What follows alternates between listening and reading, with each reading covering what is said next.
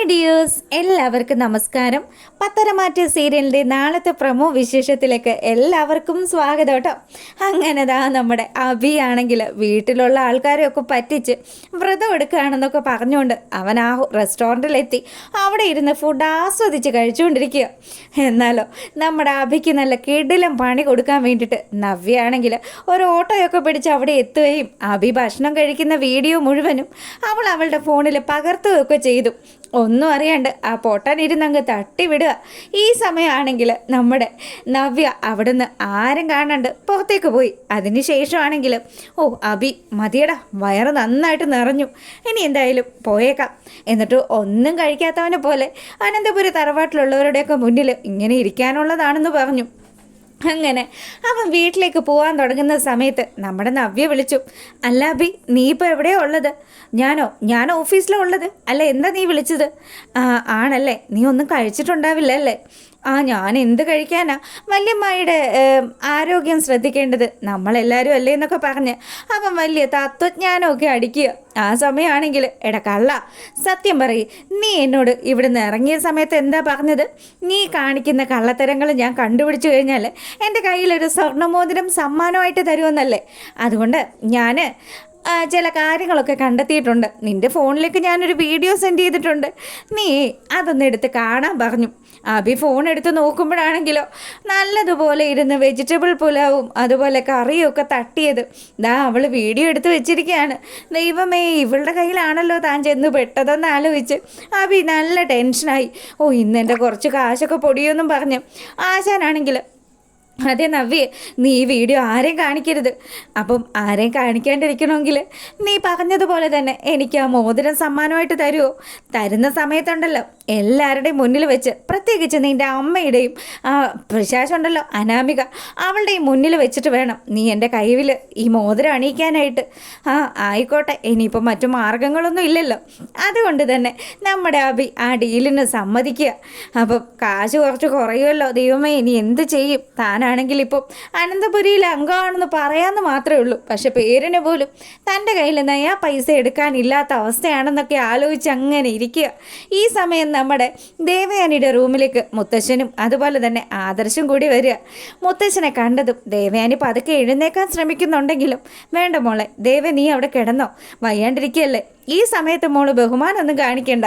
പിന്നെ എങ്ങനെയുണ്ട് ഇപ്പം, ഹെൽത്ത് ഓക്കെ ആയി തുടങ്ങിയോ എന്ന് ചോദിക്കുമ്പം വേദനയൊക്കെ ചെറുതായിട്ടുണ്ടച്ചാ. എന്നാലും എനിക്ക് ഒരേ ഒരു സങ്കടം മാത്രം, എനിക്ക് ആരാ കരൾ തന്നതെന്ന് ഞാൻ ആദർശനോടും ജയേട്ടനോടും ഒക്കെ മാറി മാറി ചോദിച്ചിട്ട് ആരും തന്നെ ഒരു മറുപടി പറയുന്നില്ല. ഇനി അച്ഛനെങ്കിലും എന്നോട് ആ സത്യം പറയണം. ആരാ അച്ഛൻ എനിക്ക് കരൾ തന്നത്? ആ പെൺകുട്ടിയെ എനിക്കൊന്ന് കാണണമെന്നുണ്ട്. ഞാൻ ഇവനോട് പറഞ്ഞു 50 ലക്ഷത്തിൻ്റെ ഒരു ചെക്ക് എഴുതി ആ കുട്ടിക്ക് കൊടുക്കാനായിട്ട്. പക്ഷെ ഇവൻ പറയുക അതിന് സാമ്പത്തികമായിട്ടൊന്നും പ്രശ്നമുള്ളൊരു കുട്ടിയല്ല അതെന്ന്. ഇനി ഞാൻ എന്താ അച്ഛാ ചെയ്യുക? എനിക്ക് ആ കുട്ടിയെ ഒന്ന് കണ്ടാൽ കൊള്ളാമെന്നുണ്ട്. ഇപ്പം ആ കുട്ടിയുടെ ഹെൽത്തും എൻ്റെതുപോലെ തന്നെ ഓക്കെ ആയി തുടങ്ങി കാണുമല്ലേ? അങ്ങനെയാണെങ്കിൽ അച്ഛ ആരാണെന്നൊന്ന് പറയാമോ എന്ന് ചോദിച്ചു. അപ്പോഴത്തേക്കിനും നമ്മുടെ മുത്തശ്ശൻ എന്തായാലും അതറിയേണ്ടുന്ന സമയമായിട്ടില്ല, നീ അറിയേണ്ടുന്ന സമയമാകുമ്പം അതാരാണെന്നുള്ളത് ഞാൻ തന്നെ നിന്നോട് പറഞ്ഞേക്കാമെന്ന് പറഞ്ഞു. മുത്തശ്ശനും അങ്ങനെ സസ്പെൻസ് അടിച്ച സ്ഥിതിക്ക് നമ്മുടെ ദേവയാനി ഈശോടെ ആരായിരിക്കും ആ ഒരാൾ എന്നിങ്ങനെ ആലോചിച്ചുകൊണ്ട് കിടക്കുക. അപ്പോഴും നമ്മുടെ മുത്തശ്ശൻ പറഞ്ഞു, ദേവയാനി നീ ഒരിക്കലും നിൻ്റെ മരുമോളെ വെറുക്കരുത്. അവളെപ്പോലെ ഒരു നല്ല പെൺകുട്ടി നമ്മുടെ ഈ കുടുംബത്ത് വന്ന് കയറിയിട്ടില്ല. ശരിക്കും പറഞ്ഞാൽ ആ അനാമിക എന്ന് പറയുന്ന കുട്ടിയെക്കാട്ടിലും 100 ഭേദമാണ് നമ്മുടെ നയനെപ്പോലെയുള്ള ഒരു മരുമോള് നമ്മുടെ വീട്ടിൽ വന്നത് നമ്മുടെ ഭാഗ്യമാണ്. അതുകൊണ്ട് നീ ആ സത്യം ഇനിയെങ്കിലും ഒന്ന് മനസ്സിലാക്കണമെന്ന് പറഞ്ഞു. എന്തിനാ നിങ്ങളെല്ലാവരും എനിക്ക് ഇഷ്ടമല്ലാത്ത ആ നയനെക്കുറിച്ച് സംസാരിക്കുന്നത്? എത്രയോ പ്രാവശ്യം ഞാൻ അച്ഛനോടും അതുപോലെ ആദർശനോടും ഒക്കെ പറഞ്ഞതാ. മോളെ, നീ എന്നെങ്കിലും ഈ കാര്യങ്ങളൊക്കെ മനസ്സിലാക്കണം. ഇപ്പം നിൻ്റെ മോൻ മലയ്ക്ക് പോകാൻ മാലയിട്ടിരിക്കുകയല്ലേ? അതുകൊണ്ട് ആ കാര്യങ്ങളൊക്കെ ആലോചിച്ച് അവൻ മലക്ക് പോയിട്ട് വരട്ടെ. അതിനുശേഷം എന്തായാലും നിൻ്റെ ഈ സ്വഭാവത്തിലൊക്കെ നല്ല മാറ്റം ഉണ്ടാവുമെന്ന് മുത്തശ്ശൻ പറഞ്ഞു. പിന്നീട് നമ്മുടെ ജലജയും അനാമികയും കൂടിയൊക്കെ സംസാരിച്ചുകൊണ്ട് നിൽക്കുക. അപ്പോൾ അവരുടെ സംസാരത്തിനിടയിലേക്ക് നമ്മുടെ നവ്യ വന്നു. നവ്യയെ കണ്ടതും ദേ വരുന്നുണ്ട് അപ്പച്ചി, അപ്പച്ചിയുടെ പുന്നാര മരുമോള് വരുന്നുണ്ടെന്നും പറഞ്ഞ് അനാമികയാണെങ്കിൽ ഇങ്ങനെ രൂക്ഷമായിട്ട് നമ്മുടെ നവ്യയെ നോക്കുക.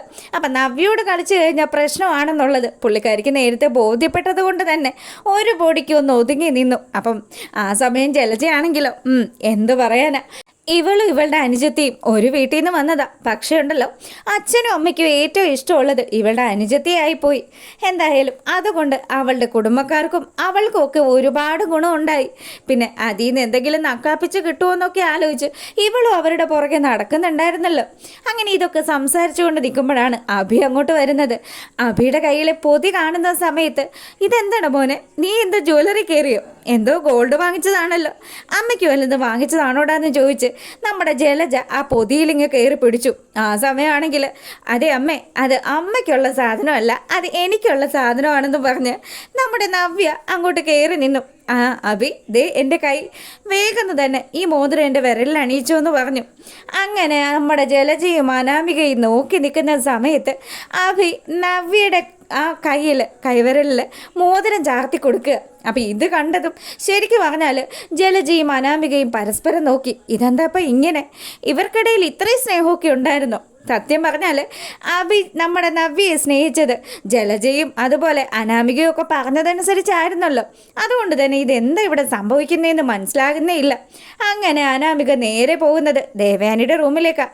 അവിടെ ചെന്നതും നമ്മുടെ അഭിയും നവ്യയും തമ്മിലുള്ള സ്നേഹത്തെക്കുറിച്ച് അനാമിക ദേവയാനിയുടെ അടുത്ത് പറഞ്ഞു. ദേവയാനിയാണെങ്കിൽ ഇതൊക്കെ കേട്ട് കഴിഞ്ഞപ്പോൾ, എൻ്റെ മോളെ, അഭിയെ ഞങ്ങൾക്ക് എല്ലാവർക്കും നന്നായിട്ട് അറിയാം. എന്നാൽ അഭിയെ പോലെ അല്ല അനി. അഭി ഇപ്പം നവ്യയ്ക്ക് ഒരു മോതിരം സമ്മാനിച്ചെങ്കിലേ ദേ മോളുടെ ഭർത്താവിനെ ആത്മാർത്ഥമായിട്ട് സ്നേഹിച്ചു കഴിഞ്ഞാൽ അവൻ മോൾക്ക് ഈ അനന്തപുരി തന്നെ അങ്ങ് എഴുതി തരും. അത്രയ്ക്ക് നല്ലവനാണ്. അത്രയും സ്നേഹമുള്ള ഒരുത്തനെ മോൾക്ക് കിട്ടിയിരിക്കുന്നത്. എന്തായാലും മോൻ്റെ ജീവിതത്തിൽ സംഭവിച്ച പോലെയുള്ള ഒരു ദുരന്തവും മറ്റാരുടെയും ജീവിതത്തിലും സംഭവിച്ചിട്ടില്ലല്ലോ. എനിക്ക് മോളെ പോലെയുള്ള ഒരു സുന്ദരി കുട്ടിയെ കിട്ടിയില്ലേ, അതും നമ്മുടെ അനന്തപുരിയുടെ നിലയ്ക്കും വിലയ്ക്കും ഒക്കെ അനുസരിച്ചുള്ളത്.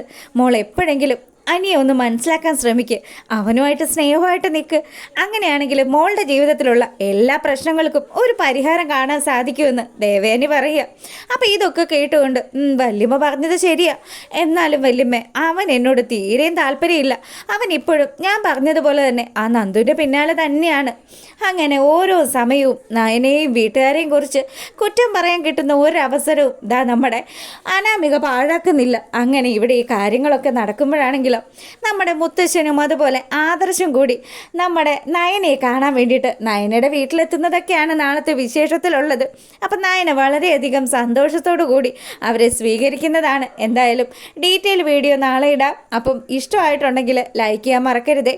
എല്ലാവർക്കും നല്ലൊരു നൈറ്റ് ആശംസിക്കുകയാണ്. അപ്പോൾ okay, thank you, good night.